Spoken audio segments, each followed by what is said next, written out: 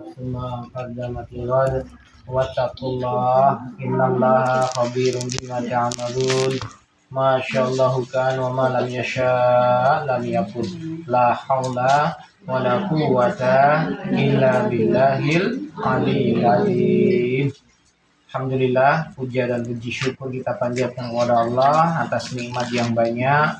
Pada pagi hari ini kita bisa diberi kesempatan oleh Allah untuk beramal soleh, bisa beraktivitas dengan keadaan sehat walafiat. Moga-moga yang sakit diangkat sakitnya, digugurkan bersama. Alhamdulillah kita berkumpul bersama di kediaman Bu Mimin yang telah menyediakan tempat dan macam-macamnya. Moga-moga Allah berkahi rumah ini dan dapat pahala berlipat ganda. Bapak Ibu jamaah yang dimuliakan oleh Allah Ta'ala, kita bersyukur yang kedua atas nikmat iman dan Islam. Moga-moga Allah selalu memberikan kekuatan kepada kita untuk istiqomah di jalannya hingga akhir hayat kita.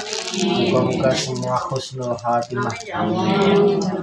Yang ketiga, ibu-ibu yang dimuliakan oleh Allah Ta'ala, kita berada di bulan Muharram, mengawali tahun baru Hijriah. Bersemangatlah selalu untuk beramal soleh. Dan pada pagi hari ini kita mengambil satu tema besar, motivasi ibadah. Saya itu ngasih judulnya motivasi ibadah, tapi judulnya jadi motivasi dalam ibadah. Ya, rapopo. Sama saja. Dan ini nanti berseri, jadi mohon kalau yang mau mencatat dicatat, yang tidak mencatat diingat-ingat. Setelah dicatat, diingat-ingat, dipraktekkan. Dan gue apa nyatet kok. Karena pentingnya sebuah ilmu adalah diamalkan. Masih ingat yang pernah belajar di Masjid Nurul Iman atau Ubah ya? Atau di Masjid Walter Mongin Sidi Pak Panut, saya pernah menyampaikan sebuah tingkatan. Jadi sebaik-baiknya orang yang beriman adalah yang beramal. Maaf, salah ulangi. Sebaik-baik orang yang berislam atau seorang muslim adalah yang beriman atau mukmin. Sebaik-baik orang yang mukmin adalah yang berilmu. Sebaik-baik orang yang berilmu adalah yang beramal. Sebaik-baik orang yang beramal adalah yang ikhlas. Ulangi ya. Sebaik-baik orang yang muslim adalah yang beriman atau mukmin, yang beriman. Orang muslim yang beriman. Sebaik-baik orang yang beriman adalah yang berilmu. Dan sebaik-baik orang yang berilmu adalah yang beramal. Sebaik-baik orang yang beramal yang ikhlas lillahi ta'ala. Jadi di luar sana banyak orang ngaku muslim, tapi belum tentu mukmin. Karena mukmin itu tingkatan yang lebih tinggi, yang mana dia mengerjakan semua yang diperintahkan, mempercayai hal-hal yang gaib, dan mereka benar-benar beramal di atas rata-rata. Ada yang muslim hanya sekadar identitas, tapi orang mukmin nggak boleh. Cirinya orang mukmin ya dia melaksanakan semua perintah. Kon sholat ya sholat, kon poso ya poso, kon zakat ya zakat, birrul walidain, taat sama suami, kewajiban kepada keluarga menafkahi dan seterusnya. Pokoknya yang diperintah kerja.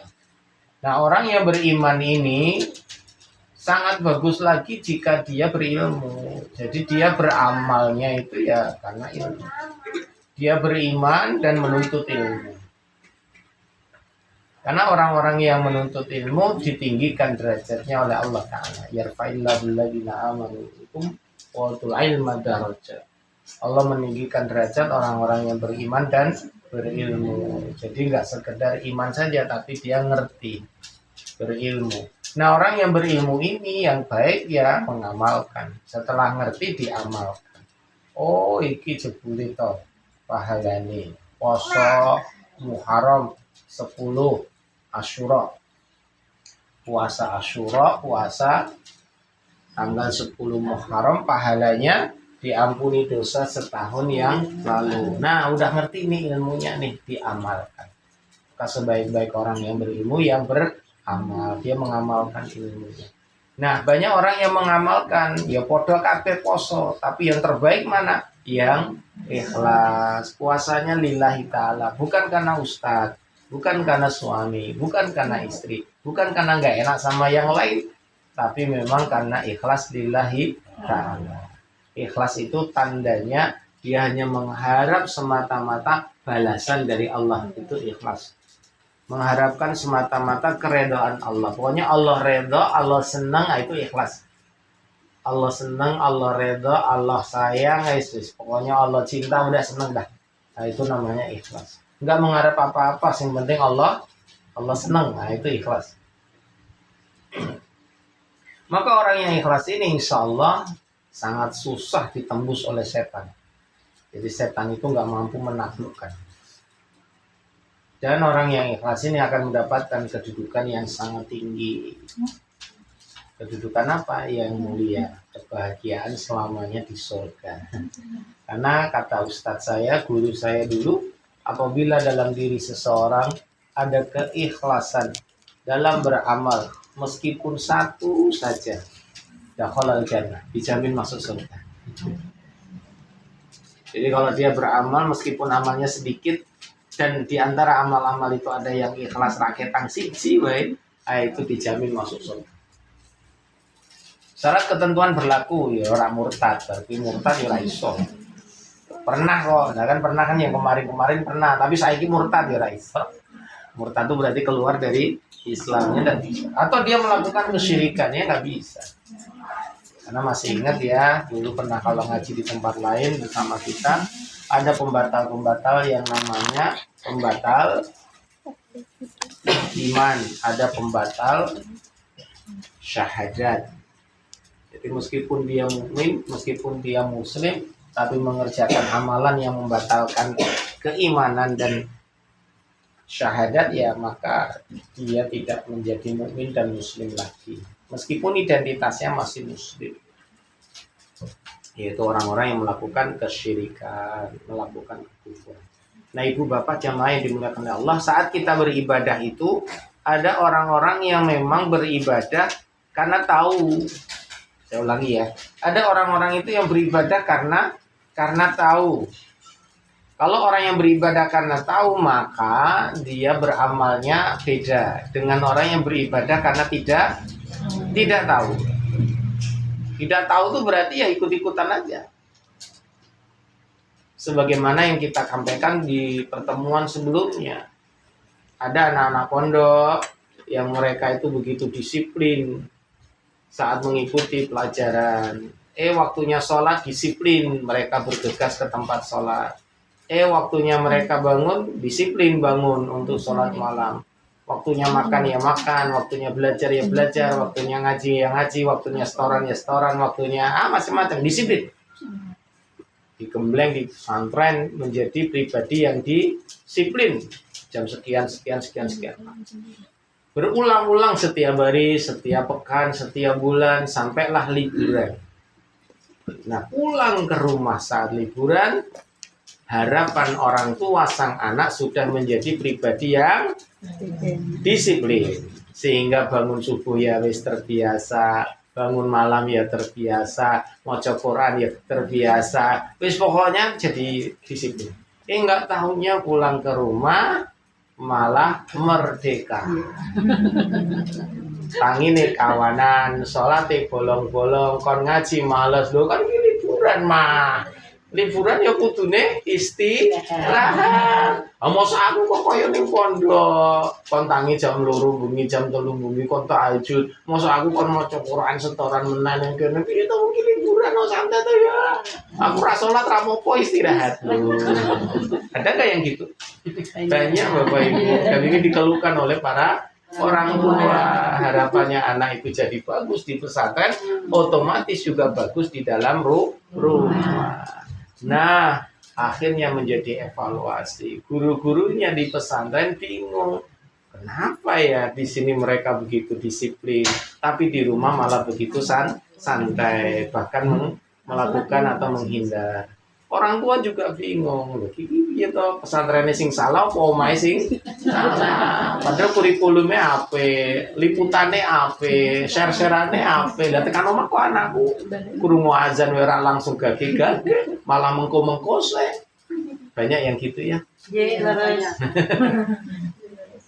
Ini menunjukkan bahwa anak-anak pada saat mereka melakukan sesuatu di pesantren karena dalam tanda petik apa? Terpaksa. Bukan karena kemauan, bukan karena keinginan, tapi karena dipaksa. Hasilnya ya itu tadi, bukan kesadaran yang dia dapatkan, tapi keterpaksaan. Boleh nggak terpaksa? Ya boleh.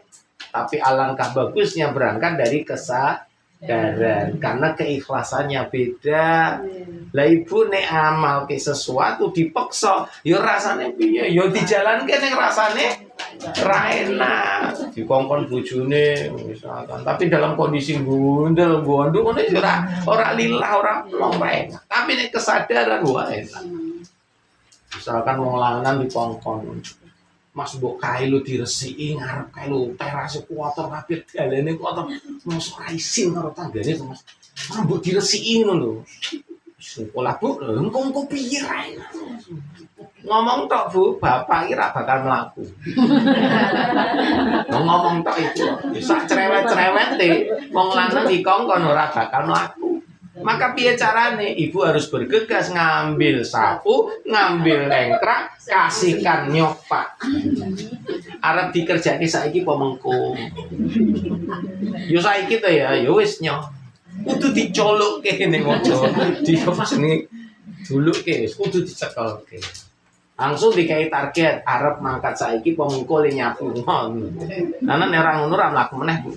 Lho piye to malah rugah. Lho wis akune wis dicekel kok iku. Yang kusing-kusing lha kok sik piye. Udut sih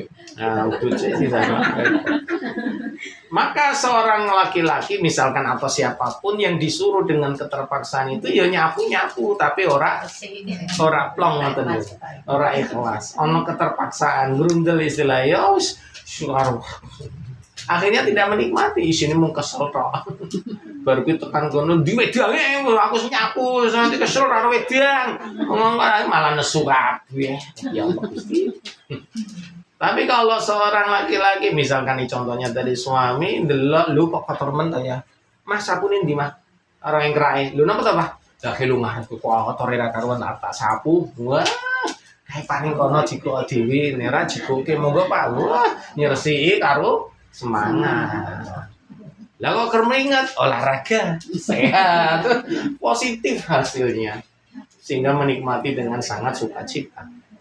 Inilah bedanya antara sebuah kesadaran dengan keterpaksaan. Lah anak-anak sekarang mereka ibadah karena terpaksa.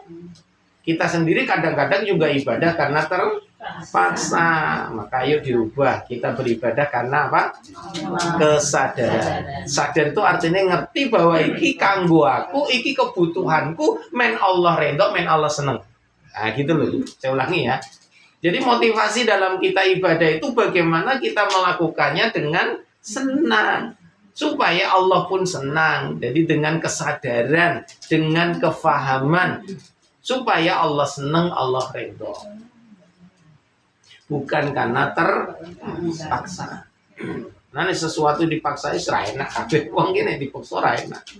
Yo hasilnya ono tapi ora enak karena manusia itu punya rasa. Punya apa? Punya rasa. Kalau bocah sekolah gini nggarap karo seneng happy ki hasilnya beda karo nggarap karo disentak-sentak. Ya padha wae sinau lho. 1 tambah 1 piro? Loro, tulis loro. Karo piro nang? 1 tambah 1 lho, dile nang 1 karo 1 diitung yuk 1 lho ora. Sing ngajari ya kepeken seneng. Bagi sentak-sentak senene entek-entekan wis. Hasilnya padha. Ya tapi rasane ora Pak jenengan sih dikit cukup. Yang ini.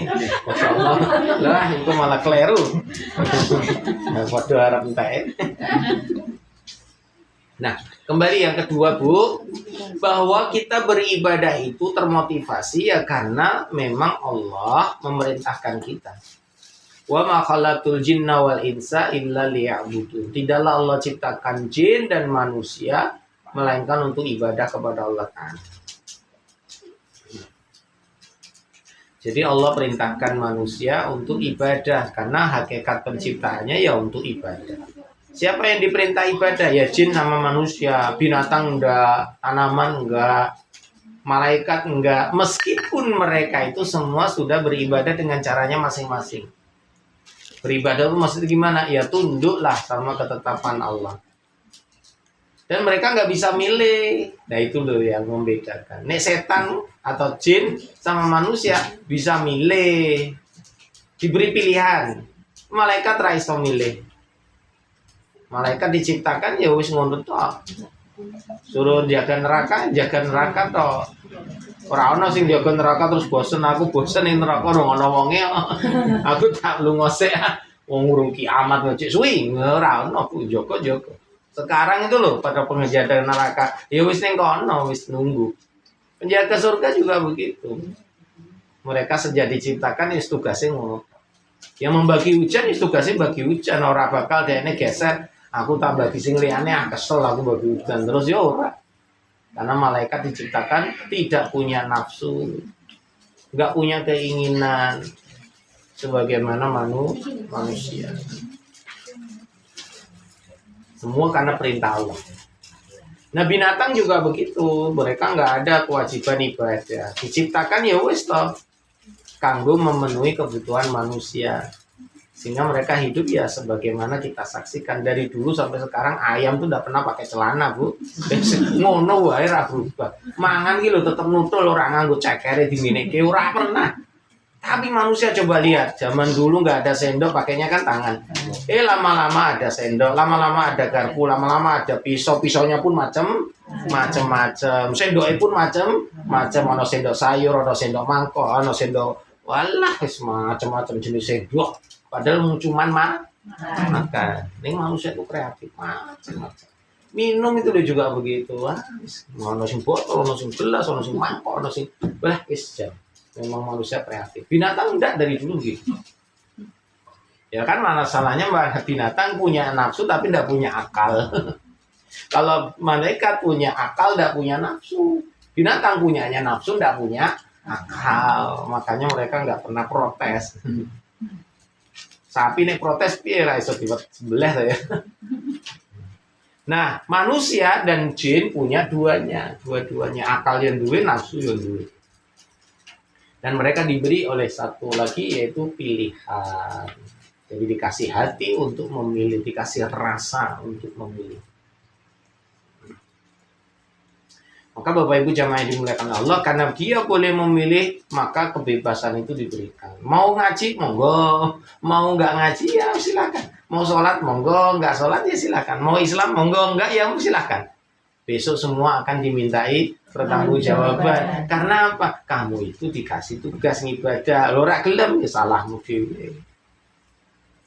Nah, maka ibu-ibu, ayo kita ibadah karena Allah Ta'ala telah menciptakan kita. Jadi kita ini ibadah kenapa? Karena aku diciptakan Allah untuk itu kok. Nah, ibadah yang benar adalah ibadah yang niat lillahi ta'ala karena Allah. Yang kedua, ittiba Rasul. Ittiba atau mencontoh Rasulullah SAW. Jadi ibadah itu bisa diterima, bisa benar ya karena ada contohnya. Contohnya siapa? Ya para nabi, para rasul. Sejak zaman Nabi Adam sampai sekarang, semua manusia dikasih nabi, dikasih rasul. Untuk apa? Untuk contoh. Gampangnya ya Bu ya, manusia diciptakan jebret, suruh ibadah. Ya mesti kita nanya, caranya piye? Halo. Maka Allah utuslah para nabi dan para rasul di antara mereka. Artinya apa? Ya bangsanya bangsa manusia. Allah tidak mengutus malaikat untuk jadi contoh, tapi Allah mengutus manusia di antara mereka untuk jadi contoh. Oh, carane sholat ngene ta. Nah, dicontoh. Oh, carane puasa ngene, carane zakat ngene. Sampai urusan rumah tangga, urusan negara, urusan hidup bertetangga, seluruh aspek kehidupan ono contone. Contone ora adoh ya menungso juga, yaitu nabi dan rasul. Dari sejak zaman Nabi Adam. Maka yang menyimpang diutus lagi Nabi, menyimpang diutus lagi Rasul, terus sampai Nabi Muhammad Sallallahu Alaihi Wasallam.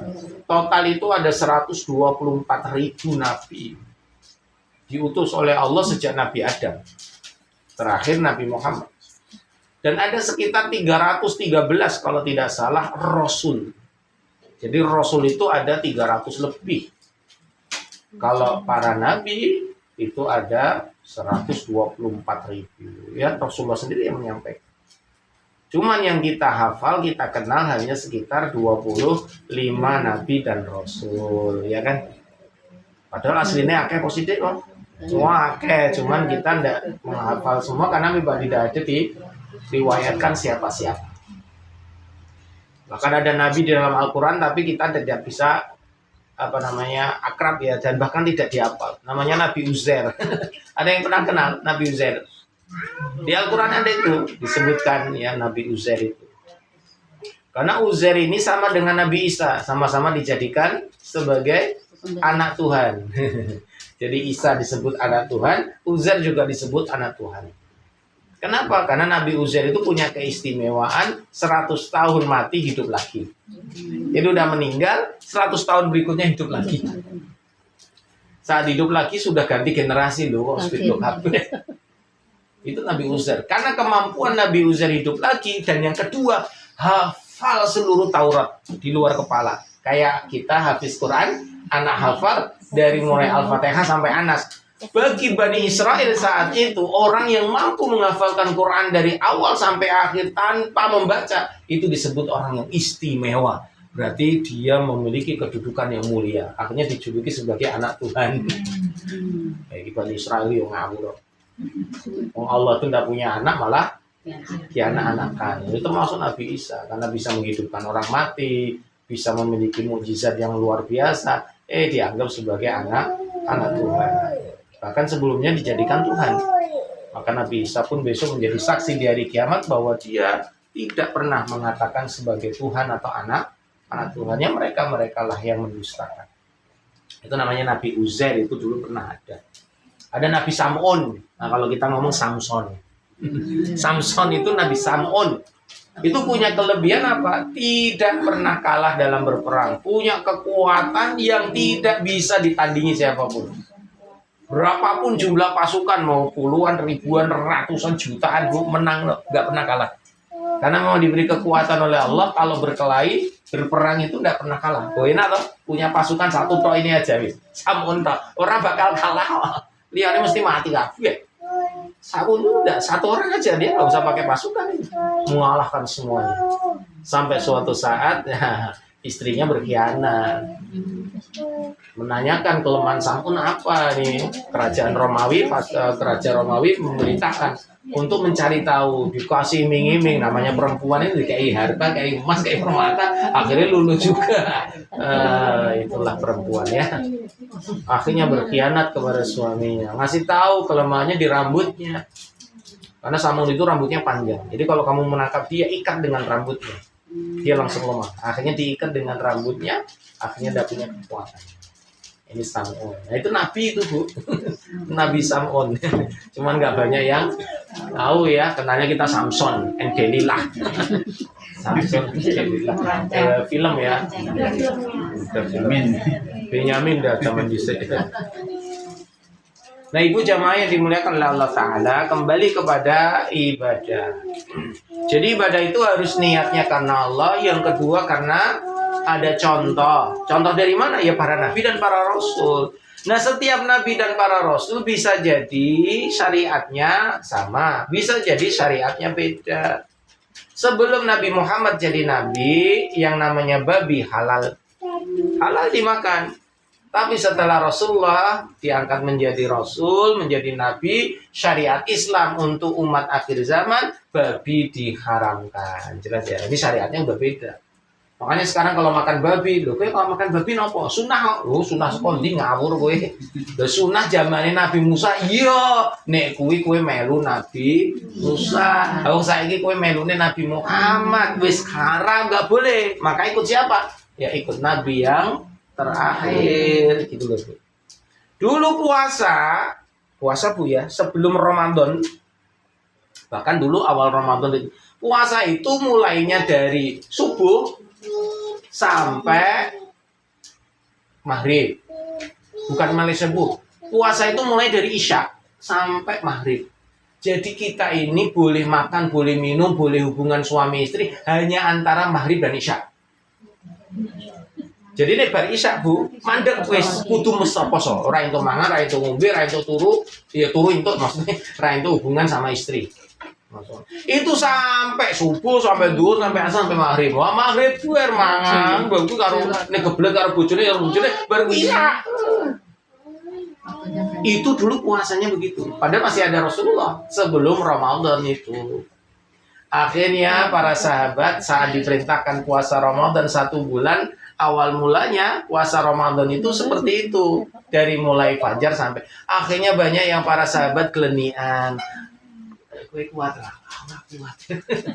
Kuat apa nih? Nek makan minum mereka kuat. Ditinggalkan orang mangan orang ngombe ora kuat, tapi sing siji kuwi ra kuat. Akhirnya para sahabat kelenian itu ternyata yo podo, aku yo podo. Sampailah ke Rasulullah SAW. Habis itu kemudian Rasulullah SAW menyampaikan kepada Allah Ta'ala para sahabat-sahabatnya yang tidak kuat. Akhirnya diturunkanlah syariat baru untuk puasa Ramadan berubah mulai dari subuh sampai maghrib. Jadi malam dari maghrib sampai subuh terserah bebas. Boleh makan, boleh minum, boleh ngapain saja lah. Gitu. Itu dulu syariat.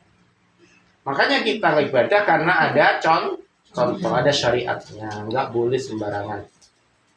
Nah, ternyata seluruh aspek kehidupan kita ini bisa bernilai ibadah. Saya ulangi, seluruh aspek kehidupan kita bisa bernilai ibadah. Jadi mau ora salat toh, ora poso toh, ora zakat toh, ora haji umrah toh, tapi seluruh aspek, yo jihad, yo negara, ya berpolitik, ya berumah tangga, ya bertetangga, ya birrul walidain, ya nafkahi istri dan anak, ya macam-macam, termasuk ibadah sendiri, yang sholat, yang puasa. Jadi seluruh aspek kehidupan itu bernilai ibadah. Berarti ngaji gini ibadah enggak nih? Ibadah. Makan? Minum? Tidur? Ibadah. Ke toilet? Ibadah. Menyapa tetangga? Ibadah. Memberi salam? Ibadah. Sayang sama anak? Ibadah. Semua itu bernilai ibadah. Rahmat sih ibadah. Saya mau nanya deh, kalau ada saya kasih uang 100.000, ada nggak satu amalan yang tidak ibadah? Nggak ada Bapak Ibu, tidur pun ibadah. Oh melek ibadah, turu ya bisa ibadah. Turu ibadah kok mana melek kan gitu ya. Jadi 24 jam itu semua bisa bernilai ibadah. Kenapa? Ada contohnya. Siapa yang memberi contoh? Rasulullah SAW. Maka seluruh aspek kehidupan kita kalau sesuai dengan Nabi, maka bernilai ibadah. Saya ulangi, seluruh aspek kehidupan kalau sesuai dengan contoh dari Nabi SAW dan para sahabatnya yang mulia, maka bisa bernilai ibadah. Kalau di luar itu namanya tidak ibadah. Karaoke, ibadah enggak Bu?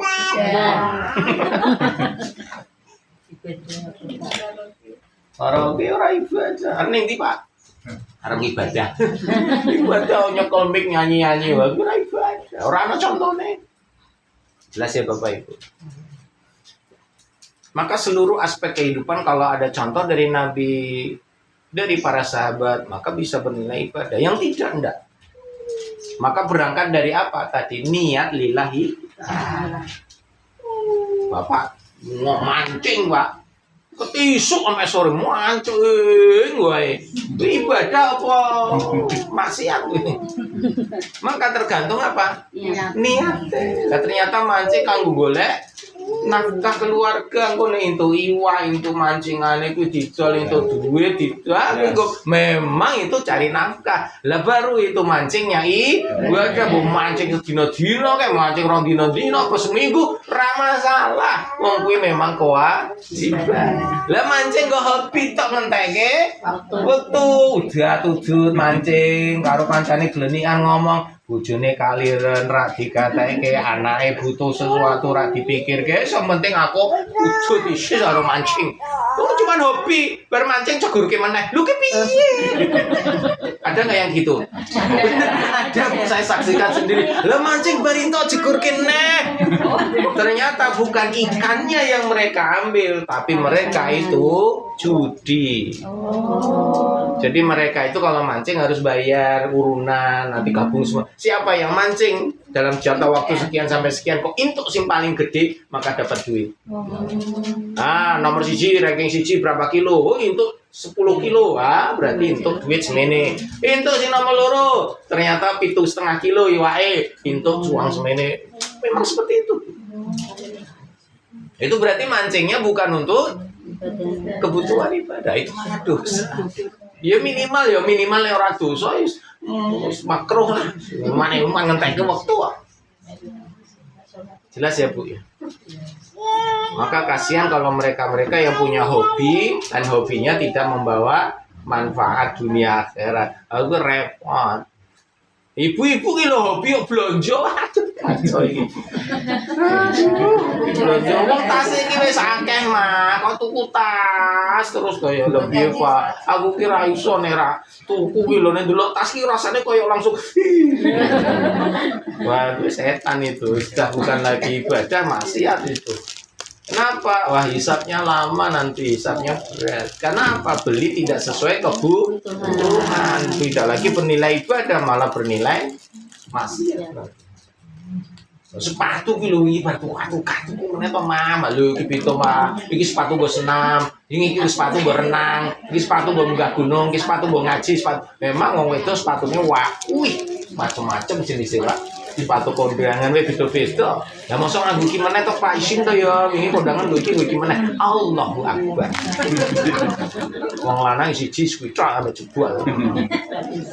Maka hati-hati, kalau itu kebutuhan gak masalah, tapi kalau keinginan kalau bisa dihindari. Nah, ibu bapak jamaah yang dimuliakan Allah, sekarang kembali kepada amalan-amalan yang bisa bernilai ibadah, yang mendatangkan pahala. Ada orang-orang itu, sebentar ya, yang mereka itu beribadah, beramal soleh, itu karena memang sudah ngerti, sudah paham, ada kesadaran, sehingga motivasinya beda dengan orang yang tidak memiliki kesadaran, nggak punya kepahaman karena keterpaksaan. Kita hanya membahas ya orang yang sadar dalam beramal, orang yang terpaksa dalam beramal. Ini di luar ini orang usah dibahas. Di luar ini berarti wongnya ora gelem amal. Ini kan sing dibahas yang beramal. Ijik mending alhamdulillah beramal karena terpaksa. Ijik mending Bapak Ibu. Kudu dipaksa wong anake dhewe iki nek ra dipaksa malah ora salat malah dosa dhewe Bu. Delok anake iki lho, wayahe salat ora salat, ora dikongkon ra dibentak-bentak. Sing dosa ora anake. Sing dosa sapa? Ya wong tuane membiarkan anaknya tidak taat kepada Allah. Maka dipaksa, penting itu dipaksa. Nah, anak dipaksa saat dia beramal dipaksa itu masih dapat pahala. Cuman tingkatnya beda dengan yang berangkat karena kesadaran. Kesadaran itu contohnya kalau kita ndak ada dia tetap sholat. Kalau dia ndak ada dia tetap puasa. Kalau dia nggak ada, kalau kita nggak ada dia tetap beramal soleh. Berarti dia beramal bukan karena kita, bukan karena orang tua, bukan takut sama bapaknya, bukan takut sama ibunya. Aku nera sholat sudah ibu, aku nera kosong udah sudah bapak. Ora, dia berangkat karena Allah kan. Aku nera sholat, mengko ndak Allah murka. Kok nek aku ra kosong, kok ndak Allah murka. Makanya dia semua kembali kepada Allah. Lah nek koyo ngene Bu, dhewe tinggal wis aman. Ayo. Kita mau belajar kemana, mau pergi kemana, mau lama berapa, nah, ditinggal anak-anaknya tenang. Kenapa? Mesti wis sholat. Waya Ramadan misalkan dia ditinggal, nenggone sekolahan ora ketemu dewi, mesti tetap cek poso, ora bakal yang kantin, ora bakal nyuri-nyuri tuku cilok. Kenapa? Karena kesadarannya sudah apa? Sudah tumbuh. Nah, ada orang yang termotivasi ibadah itu karena dia tahu pahalanya. Semangat dia beramal, motivasi dia beramal karena ada ganjarannya. Yang kedua, ada orang yang termotivasi, orang semangat karena tahu hukumannya. Aku nek ora salat, uangku mlebu neraka, disiksa, dibakar salawase. Aku kudu salat. Jelas ya? Berarti salatnya karena apa? Takut neraka. Ada orang yang dia sholat, dia ibadah karena ada pahalanya. Aku nek sholat, muga-muga mlebu swarga, enak salawase. Berarti dia termotivasi karena adanya surga, balasan yang enak. Nah, kira-kira loh ibu-ibu selama ini nek ibadah minimal ya sholat, rakyatan poso, rakyatan taat sama suami itu karena apa? Karena termotivasi ada pahala dan surga, atau termotivasi karena takut nanti masuk neraka dan disiksa? Yang mana Bu? Yang pertama apa yang kedua? Iya, jawabannya betul. Dua-duanya, kan gitu ya. Karena kita semangat itu ya karena harapannya dapat pahala, kebaikan, ganjaran yang enak, dan tidak dimasukkan dalam neraka. Sehingga kalau kita beramal, kita tidak beribadah, takut nanti Allah murka, kita dimasukkan neraka. Maka dalam satu waktu ada manusia yang berangkat termotivasi karena semangat, ada rewardnya, pahalanya. Ada sewaktu-waktu orang itu berangkat beramal karena takut ada siksanya. Ada yang dua-duanya dipakai. Contoh, ada orang itu kalau berlari, ya paling kecepatannya 5 km per jam, Pak. Alon-alon, wis tua, batangnya wis gendut. Wah, melayunya alun 5 km per jam. Lah pas lewat, ono asu gede banget. Cukup buat kira-kira melayunya tambah banter apa alon? Tambah banter, biasanya nggak tahu melayu, malah melayu. Buat kuwi dioyak gange buntu. Ana tembok iso munggah, Bu. Bar kuwi mikir ki mudhunku piye. Ya wis asune lunga dhekne bingung ning dhuwur terus. Aku ya iso munggah ya iso mlayu banter banget ya. Kenapa? Karena takut. Karena takut. Nah, ada lagi orang yang lari sprint, maraton, Bu. Hadiahnya siapa yang sampai garis finish mendapatkan 100 juta. Wah, wis tetok garis finish, Bu. Melayune banter apa alon? Banter, wis terbayang ning ngarep berapa juta? 100 juta. Tambah banter karena ribetnya gede. Coba kalau orang lari maraton, Pak. Ono garis finish, tapi diumumkan mohon maaf di revisi bahwa hari ini tidak ada hadiah sama sekali. Mesti waktu melayu 10 kilo tekan garis finish ana hadiah ya. Alah rasa tekan baik. Males, betul tidak? Kenapa? Enggak ada hadiahnya. Halo Bu, semangat hadiah apa semangat takut?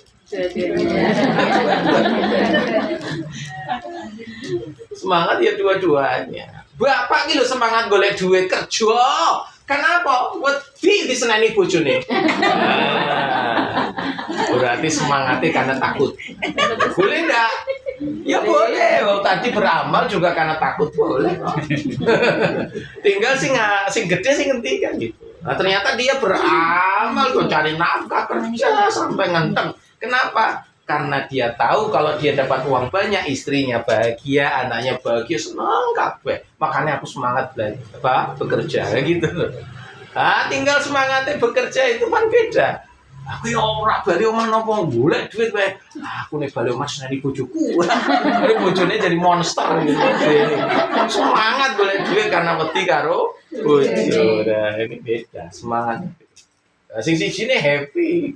Ya golek duit seneng men to kowe. Ora gelem balik. Lah aku nek rong entuk duit ya rong balik. Wong aku ki seneng golek duit, masalahnya bojoku seneng duit.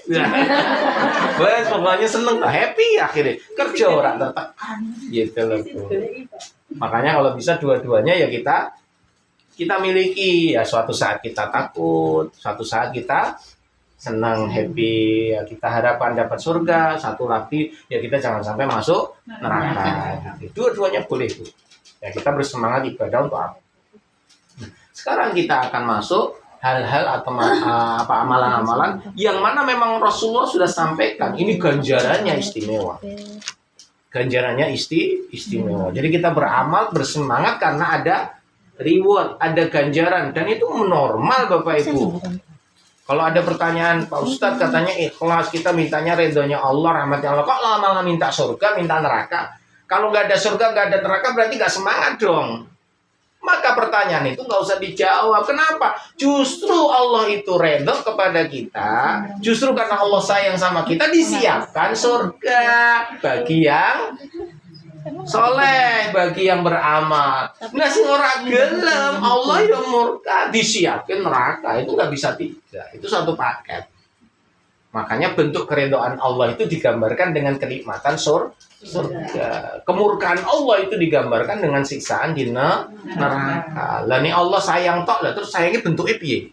Halo Bu, saya tanya, suami jenengan sayang enggak tok? Bentuknya apa? Ngasih duit apa meneh? Diambung, dipeluk, dicium, diboncengke, dijajake semuanya. Nah, itu tandanya berarti ada bukti. Sayang nggak cuma sekedar ucapan. Gitu loh. Nah, sama Allah itu tandanya sayang apa? Allah kasih gitu loh. Kenikmatan itu dikasih. Jadi tidak boleh kita ibaratnya kalau begitu kamu nggak ikhlas. Mau kamu ibadah karena surga, karena takut neraka. Jadi bukan karena Allah. Wis salah nih, jangan sampai Bu menyesatkan kita. Kenapa? Itu sudah satu paket. Gampangannya bentuk cintanya Allah, sayangnya Allah kepada kita dikasih tuh balasan berupa kenikmatan di surga. Nah, Allah redho. Orang yang di surga itu sudah pasti Allah redho kepada mereka. Jelas ya, nggak ono wong kesasar ning surga. Aku kok kesasar ning kene ya. Ora ono. Itu karena semua sudah diridhoi Allah Ta'ala. Nah, amalan apa saja yang bisa menjadikan kita bersemangat dalam ibadah? Yang pertama, kaitannya dengan masalah hal-hal yang kita akan bahas. Pertama tentang hal-hal yang kaitannya dengan berwudu. Kaitannya dengan bersuci atau berwudu. Bersuci. Yang pertama, membiasakan berwudu. Ibu, nanti kalau sudah tahu ilmunya ini, tolong dipraktekkan ya. Oh, cuma dicatat lah, dihilang-hilang, itu ya diamalkan. Nomor 1 dicatat. Umatku nanti, kata Nabi SAW, umatku nanti akan datang dalam keadaan bercahaya pada wajah mereka, kedua tangan dan kaki mereka karena bekas wudu mereka.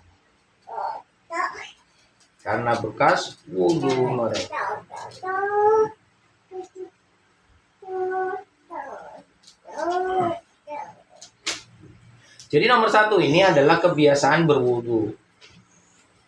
Di dalam hadis riwayat Muslim saya sampaikan dari Rasulullah SAW yang artinya dari Abu Hurairah. Bila seorang muslim atau mukmin itu berwudu kemudian mencuci wajahnya, maka setiap dosa dari pandangannya akan digugurkan melalui matanya. Jadi semua dosa-dosa dari pandangannya digugurkan dari kedua matanya. Hanyut bersama air wudhu yang menetes sampai tetesan terakhir. Bila mencuci kedua tangannya, maka setiap dosa yang dilakukan kedua tangannya akan hanyut bersama air wudhu atau bersama akhir tetesannya. Bila mencuci kedua kakinya, maka setiap dosa disebabkan langkah kedua kakinya akan hanyut bersama air wudhu dan bersama akhir tetesan air wudhunya. Sehingga ketika selesai dari wudhu, ia dalam keadaan suci dan bersih dari dosa-dosa. Ditangkap ya intinya ya. Hadis riwayat Muslim dari Abu Hurairah radhiyallahu an dari Rasulullah SAW bersabda yang artinya tadi bahwa barang siapa yang dia berwudu maka Allah gugurkan dosa-dosanya. Intinya begitu. Nah, dosa dari apa? Dosa dari pandangannya Allah jatuhkan lewat air yang menetes. Dosa dari tangan yang dikerjakannya menetes. Kemudian dosa yang disebabkan oleh kakinya menetes. Jadi dosanya itu gugur dengan tetesan-tetesan air sampai tetesan terakhir. Sehingga di sini ada khilaf para pendapat ulama, boleh nggak kita habis wudhu diseka? Diseka itu anduan. Ada sebagian yang mengatakan makruh, bahkan dilarang. Nggak boleh, jangan itu. Kenapa? Karena pada saat kita berwudu, dosa-dosanya digugurkan sampai tetesan terakhir. Dan ini mbok elap yo dosamu piye? Gampangane ya sing dihapus ya sithik tok, makanya aja dilap. Nah, pendapat ulama yang lain enggak masalah. Diandui dilap habis wudu loh, Bu. Kenapa? Karena makna yang diambil dari hadis itu adalah saat berwudu. Dan ini bar berwudu kan wis bar. Arep mbok andui iki wis ora bagian wudu meneh, paham maksudnya? Sehingga pada saat yang dimaksud tadi, saat berwudu itu menetes. Jadi saat wudu netes itu gugur. Ane wis bar terus dongo wis bar ya wis. Bar kuwi arep andukan yo itu, arep make upan yo itu. Habis kuwi salat yo ponto. Jelas ya, Bu ya? Nah, mana pendapat yang paling kuat yang nomor 2? Jadi boleh menyekat. Boleh anduan. Ya, Bu ya. Itu. Makanya kalau ada seperti ini khilaf pendapat ya kita mau menghormati pendapat. Cuman kita kalau ngambil ya ngambil yang paling rajih, yang paling kuat, yang paling banyak dianut para ulama. Sehingga ibu-ibu kalau habis mandi, kemudian berwudu, habis itu kan anduan. Gak ada masalah. Ojo nganti bar mandi, wudu sisan raduan kopius kamare teles kabeh. Yo nek karo bojone iki piye to mau? Waduh ora anu teles kabeh iki lho. Wah, kuwi bojone nek sing lanang ngono wedoke nesu perang meneh, ribut meneh. Bae sing ngono ora sanggo andukan sisan. Mau anduk kok ora kanggo. Jangan ya, makanya boleh. Nah ini Bu, besok di hari kiamat, orang-orang yang senang menjaga wudhunya ini akan bercahaya. Bercahaya apa? Wajahnya bercahaya, rambutnya bercahaya, tangannya bercahaya, kakinya bercahaya. Pokoknya semua yang tersentuh air wudhu akan memancarkan cahaya. Maka dari sini menjadi sebuah keutamaan untuk menjaga wudhu. Tidak hanya saat mau sholat. Ini pentingnya. Jadi tidak hanya saat mau sholat. Jadi setiap saat. Setiap saat. Kalau bisa kita punya alarm. Wah, aku bareng ngentut nih. Bareng wudhu nih. Habis buang hajat nih. Ya wudhu nih. Gitu loh, Bu. Jadi kita langsung punya alarm. Katanya aku batal wudhu. Apa? Bareng ngentut. Langsung wudhu nih. Oh, rasa nunggu waktu sholat. Jadi bukan karena mau sholat berwudhu, tapi membiasakan wudhu. Ini yang dimaksud oleh hadis ini adalah siapa saja yang suka berwudhu, bukan wudhu untuk hanya sholat. Maka ibu-ibu kalau bisa jaga ini, the best, istimewa. Kalau lagi menstruasi, Pak? Tidak usah, Bu. Tidak usah wudhu. Karena kalau menstruasi itu dispensasi. Dia tidak usah wudhu, apalagi mandi besar, wong burung rampung. Maka tidak usah wudhu. Terus kalau baca Quran, ya baca aja yang sudah pernah dihafalkan. Baca ayat kursi, boleh enggak? Boleh. Baca Al-Fatihah? Boleh. Al-Ikhlas, Al-Falaq, An-Nas? Nah, ya kayak kita sekarang ngaji tadi baca Quran, boleh enggak? Boleh, asalkan tidak megang mushaf Quran. Mushaf Quran itu Quran yang semua isinya Al-Quran. Kalau di situ ada terjemah boleh dipegang. Ini namanya Quran terjemah, itu bukan mushaf Quran. Dan sepakat para ulama yang tidak boleh megang mushaf Qurannya. Meskipun ada mazhab yang lain membolehkan, nggak ada masalah. Karena orang yang berhadas yang berupa menstruasi atau datang bulan itu tidak boleh sholat, nggak boleh puasa. Udah itu aja, yang lain boleh. Maka kalau kita berhadas besar itu ya tidak usah berwudu, nggak ada masalah.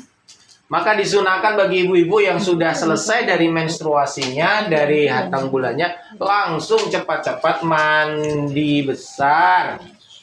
Mandi besar itu mandi junub. Dari atas sampai bawah basah semua. Dengan rambutnya diurai. Beda dengan mandi hari Jumat. Nah, nanti akan ada nih. Mandi hari Jumat bagi laki-laki sih gak ada masalah. Bagi ibu-ibu kalau ikutan mandi Jumat itu gak usah dilepas. Kalau misalkan rambutnya panjang digelung, gelungnya gak usah dilepas. Tapi kalau itu mandi junub tahu ya bedanya sama mandi Jumat ya. Mandi Jumat itu mandi biasa, mandi besar tapi tidak junub gitu loh. Kalau junub itu habis hubungan suami istri, habis mimpi basah bagi laki-laki, atau ibu-ibu yang tadi habis datang bulan atau selesai dari nifas, maka itu mandi besar diurai rambutnya. Nek rambutnya dua, saya kira rata-rata jarang ibu-ibu rambutnya dua. Bujuku barang yang ngono, Bu. Nek wis dawa sithik ya kadang bi potong boleh ndak. Ayo monggo. Wong jenengan sing duwe rambut. Nah, enak lah. Lah habis seneng yang pendek apa yang panjang? Wah, seneng kabeh wong tetep ayu. Dawa ya ayu, pendek ya ayu, padha wae, ora masalah gitu. Karena kadang-kadang kalau nggak begitu suaminya nesu. Maka harus izin dulu sama suami. Bi boleh potong rambut enggak? Nah, itu bagus tuh istri yang kayak gitu. Kadang-kadang tiba-tiba ternyata bojone seneng rambut dawa lah gitu. Apa meneh bar bali saka salon buka jilbabe, loh kok warnanya beda. Disemir ya Allah Gusti. Itu harus izin dulu, Bu. Istri saya mesti izin. Bi boleh disemir enggak? Boleh. Pokoknya asalkan tidak melanggar syariat. Semirnya apa? Hitam itu udah boleh. Ya selain hitam boleh, merah ya boleh, krem ya boleh, biru ya boleh. Anak saya Hasna itu loh, Bu, mau disemir biru. Gara-gara dia pernah ke toilet atau apa yang itu bercahaya, ada cahaya atau lah dia tuh moto dirinya sendiri selfie. Lah kena cahaya rambutnya biru. Loh kami ya. Akhirnya minta izin mau semir biru. Ya saya izinkan, tapi sampai sekarang ya nggak semir. Ya cuma hanya ngomong ping, boleh nggak biru? Boleh silakan. Ora masalah. Si penting orang semir, ya orang pada rambutnya ya sireng detang ngono ya. Tapi tetap pingin kayak gitu aja, pingin tapi akhirnya tidak. Nah ini ibu-ibu yang dimuliakan oleh Allah. Jadi kalau mandi besar itu sekaligus sudah suci. Boleh nggak mandi besar kemudian berwudu? Boleh. Boleh nggak habis mandi besar nggak usah berwudu? Boleh. Wong dia udah suci. Jadi habis mandi besar langsung sholat boleh. Nggak perlu wudu. Sebelum mandi besar itu. Nah iya harus. Nah itu tadi. Kenapa? Karena mandi besar itu ada rangkaian yang namanya berwudu. Jadi sebelum mandi besar kan wudu dulu. Habis itu baru mandi besar. Itu sunnahnya begitu. Karena mandi besar pernah saya sampaikan di Nurul Iman juga, di Madiun Mangkarso juga. Mandi besar itu ada yang namanya mandi besar sempurna, ada mandi besar tidak sempurna. Mandi besar sempurna diawali dengan wudu. Mandi besar tidak sempurna, ora sanganggo wudu, sing penting teles kabeh sekon dhuwur sampai misal. Misalkan jenengan punya kolam renang, lagi junub, langsung plung ning kolam renang, sing penting teles kabeh tekan dhuwur wis sah. Itu sudah mandi besar. Atau udan-udanan. Udan terus ya. Udan-udanan, teles kabeh sampai ini. Itu juga sudah mandi besar. Karena apa? Sudah niat. Nah, itu, tapi tidak sempurna. Karena tidak diawali dengan wudu. Yang penting wis teles kabeh. Nah, ini penting ilmu ini. Karena kadang-kadang kalau tidak difahami kita merasa aduh aku urung suci gitu, dan apa aku urung wudu ini. Enggak, yang penting udah basah semua dari atas sampai bawah. Orang sabunan ya tetap sah. Karena sabunan itu ya sekunder ya. Mandi itu nggak wajib sabunannya Bu ya.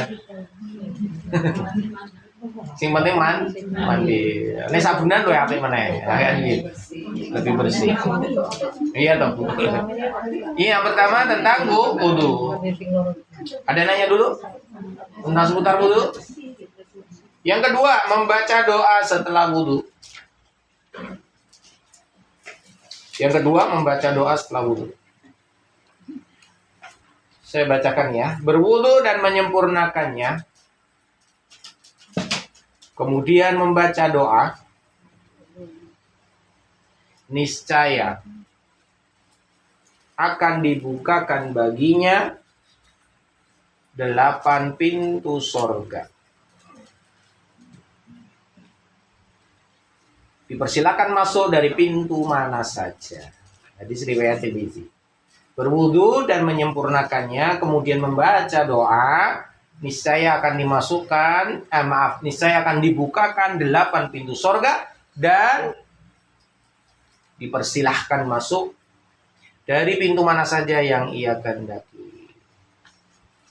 Ini dari Rasulullah SAW, hadis riwayat Tirmidzi. Nah, doanya bagaimana setelah wudhu? Ada yang tahu ya? Sudah tahu semua? Coba bareng-bareng. 1, 2, 3. Tak dengar. Asyhadu an la ilaha illallah wa asyhadu anna Muhammadar Rasulullah. Allahumma ij'alni minat tawwabin waj'alni minal mutatahhirin. Ya, bagus. Bareng-bareng ya. Asyhadu an la ilaha illallah wa asyhadu anna Muhammadan abduhu wa rasuluh. Boleh sampai sini aja, tambahin lagi boleh. Allahumma ij'alni minat tawwabin waj'alni minal mutatahhirin. Boleh. Jadi boleh dipotong di situ tadi, boleh disambung sampai yang tadi. Jelas ya? Tidak ada Tuhan, aku bersaksi tidak ada Tuhan yang berhak disembah kecuali Allah Ta'ala yang tiada sekutu baginya. Dan Nabi Muhammad, aku bersaksi bahwa Nabi Muhammad adalah hamba dan utusannya. Ya Allah, jadikan aku termasuk orang yang bertaubat dan jadikan aku termasuk orang yang mensucikan diri. Allahumma ja'alni minat tawwabin waj'alni minal mutatahhirin. Tawwabin itu orang yang bertaubat, mutatahhirin orang yang suci. Nah, ini dibaca setelah wudhu. Jika wudhunya di toilet, baca doanya di luar toilet. Dibaca boleh sambil berdiri, angkat tangan. Boleh tidak angkat tangan. Boleh sambil diam, boleh sambil jalan. Jelas? Jadi habis wudhu sambil jalan, berbaca doa. Tidak pakai angkat tangan, tidak masalah. Pakai angkat tangan, juga nggak masalah. Jelas ya? Yang penting diwocok tungane. Maka siapa yang membaca doa ini, Allah akan berikan keistimewaan tadi. Boleh ya dibuka pintu 8 pintu surga dan boleh masuk lewat pintu mana saja. Moga-moga kita semuanya alhamdulillah. Terus tinggal milih wae lewat pintu wae wis gampang nih. Ini amalan yang sebetulnya ringan, tapi seringkali terabaikan. Karena di sebuah wudhu ya wudhu, lali dongo. Makanya ibu, ayo diamalkan. Kalau bisa jadikan kebiasaan otomatis. Ini wis terbiasa ki kok otomatis. Otomatis ki ya refleks. Nek sebar wudhu langsung dongo. Sampai lali jebule jeneng toilet. Karena wis terbiasa. Jelas ya. Ora angel loh gitu ngene gampang. Maka kita berwudu, kemudian baca doanya. Nah, berarti ngentut Pak Ustadz, ya wudu meneh, baca meneh. Ya. Kalau ada punya kebiasaan habis wudu ngentut, ya kudu diruqyah. Karena itu gangguan jin. Ada yang habis wudu ngentutan. Ini orang berwudu orang ngentutan, Pak. Tapi ini berwudu mesti ngentut. Berarti wudu meneh, alah ngentut meneh. Berwudu, alah ngentut meneh. Harusnya gimana? Harusnya ya berwudu ra ngentut toh, Bu. Harusnya maksudnya. Ya itu diruqyah, itu gangguan jin. Jadi setannya jinnya ganggu. Sehingga dia akhirnya bolak-balik ngentut. Tapi ini orang wudu ra. Nah, gitu loh. Ini orang wudu atau nek arep ora salat, ora ngentutan. Tapi nek bar wudu arep salat ki lho mesti bolak-balik batal. Nah, itu gangguan jin. Harus diruqyah. Ruqyah mandiri boleh. Oh, kalau bisa mah ruqyah mandiri, ambil aja air apa saja, dibacakan Al-Fatihah, ayat kursi, Al-Ikhlas, Al-Falaq, An-Nas. Kemudian habis itu diminum. Ya, kalau bisa rutin setelah setiap hari, kalau bisa 7 hari berturut-turut boleh. Sampai kalau enggak sampai hilang gangguannya. Aku serang ngentutan meneh, ya wis rasa ngruyah meneh wis ben. Tapi kalau masih begitu ruyah terus. Kalau mau cespleng lagi, diulang semuanya 3 kali. Al-Fatihahnya 3 kali, ayat kursi 3 kali, Al-Fatihah Al-Fatihah apa? An-Nas, Al-Ikhlas, Al-Falaq, An-Nas 3 kali. Semua 3. Mau lagi nambah lagi, semua 7 kali. 7 kali. Terus ayat kursi nggak? Semua plus ayat kursi. Kalau mau cas ulang lagi, dan ini yang terakhir 11 kali. 11. Lagi suwi. Bagi restu sholat. Airnya diminum. Terus airnya apa Bu? Airnya diminum. diminum. Lah iya tuh ya. Diminum Bu, diminum. Buat mandi. Oh, kalau mau buat mandi bagus lagi campuri garam. Garam krosok atau campuri daun bidara. Jauh lebih bagus. Daun bidaranya orang dipetik, dicemplungin ini, digerus. Dikeruas-keruas nganggo alu apa cowek. Jadi ambil cowek yang dari batu sama muntunya dari batu, ambil 7 lembar atau kelipatannya daun bidara, terus diulek. Habis diulek, ya tabur atau lembut itu dimasukkan ke air, kemudian dikocok dan nyampur. Habis itu baru diruyah atau dibacain. Habis itu airnya sebagian diminum, sebagian buat mandi. Kalau mau lebih bagus lagi, tambahi sedikit garam. Garam apa? Ya garam dapur lah untuk diminum. Nah, yang buat mandi lebih bagus lagi, tambahi garam krosok. Nah, itu lebih bagus. Hah? Kenapa garam? Nah, ini saya kasih tahu. Kenapa harus garam krosok? Karena garam krosok murah. Karena harus segenggam Bu, banyak banget. Kalau buat mandi itu minimal segenggam segini. Lebih banyak karena murah. Ya ini rano garam krosok, garam untuk masalah. Cuman paling kuat garam krosok. Kenapa? Karena dia masih murni dari laut. Kalau garam yang makan itu udah campuran, sudah ada macam-macam. Di samping itu ya larang. Garam krosok murah dan itu masih murni dari laut. Dan air laut itu dan termasuk juga air hujan itu bisa membuat jin-jin itu lari atau setan itu lari. Jadi kalau ibu lagi hujan mandi, hujan-hujanan itu membuang semua bentuk-bentuk sihir. Jadi kalau ada orang kena sihir, senang kesurupan, gangguan jin, kon udan-udanan dan tidak pakai alas. Jadi nyokor itu kakinya kena tanah. Ini gue kambi, cuma mati meturang. Makanya kalau ada anak kecil hujan, suruh hujan-hujan, biar nggak kena sawan. Makanya nih, anak kecil suruh hujan, kita harus seneng Bu. Itu apa? Menghilangkan jin, menghilangkan gangguan setan. Oh cuma di sana ini, hujan-hujanan malah pilek tenang Bu. Karena orang itu kalau di waktu hujan berdoa cespleng. Termasuk doa yang sangat mudah dikabulkan, yaitu doa di kala hujan. Lah anak itu lanan hujan-hujanan malah diomongin, kok nek panas piye, nek flu piye, ya flu tenan, panas tenan ndonga ngono. Hujan-hujanan udah dibuang terus kowe engko. Nah ngono. Lesu tapi ndongake sing apik. Itu Bu ya. Nah tadi kembali ya Bu, airnya dibacain. Habis dibaca, nek ibu maca dhewe to Bu, ditiup. Tiup sambil kita kayak meludah. Nek iso yang ngene tok ora apa-apa. Sebaiknya itu ludahnya ada sebagian yang muncrat. Lah kan diombe dhewe, ora masalah. Jadi ada sebagian yang muncrat. Ya kalau suami istri apa-apa saling muncrat. Saya itu kalau ngeruya istri saya, ya tak muncrat Bu. Habis itu diminum istri gitu. Tapi kalau saya meruqyah orang lain, saya tidak pernah meniup lagi sekarang. Sejak setelah COVID. Dulu sebelum COVID, setiap saya meruqyah mesti saya tiup. Tapi setelah COVID, saya tidak pernah lagi meniup. Karena kadang-kadang ada orang yang tidak nyaman. Waduh. Nah ini mindsetnya wis ngomong virusnya udah mlebu, lah repot. Padahal itu sunnah. Itu sunnah. Ditiup itu sunnah. Cuman kan ada orang yang nggak paham ilmu gini, tiba-tiba langsung dek diruqyah, didoni ngono kan ya. Oh, langsung mindsetnya ora mari. Karena dia udah merasa virusnya akeh. Penyakitnya malah nular neng aku, lho kan repot. Tapi kalau dia dikasih tahu sebelum ruqyah bahwa nanti akan ditiup dan seterusnya, fungsinya manfaatnya begini sesuai sunnah, nah, itu orang langsung paham. Oh memang tombolnya kudu ngono gitu. Tapi kalau nggak diedukasi tiba-tiba langsung dijepret-jepret ya orang langsung orang mari-mari. Nah, karena mindsetnya sudah apa? Negatif. Akhirnya tidak jadi sembuh karena sesuai prasangka dia. Kan Allah sesuai prasangka kan begitu.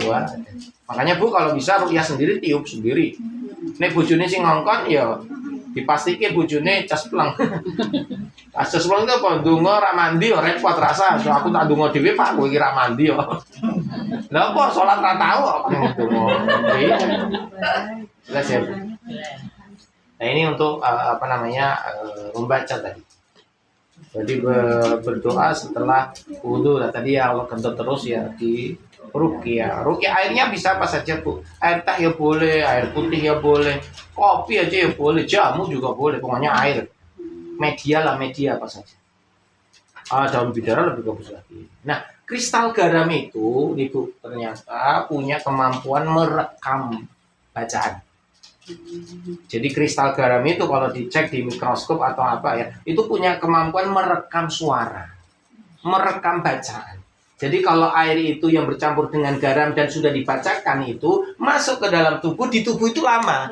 Jadi bacaan itu lama di tubuh. Maka kenapa dukun juga pakainya garam? Makanya ada yang tokonya ditutupi sihir. Kenapa? Ini ngarep disebar garam. Dukunnya nganggo garam, Bu. Kenapa? Karena kemampuan garam yang mengikat apa tadi? Bacaan. Lah mantrane men kuat. Mendak orang cepet ngilang, pakainya garam, Pak.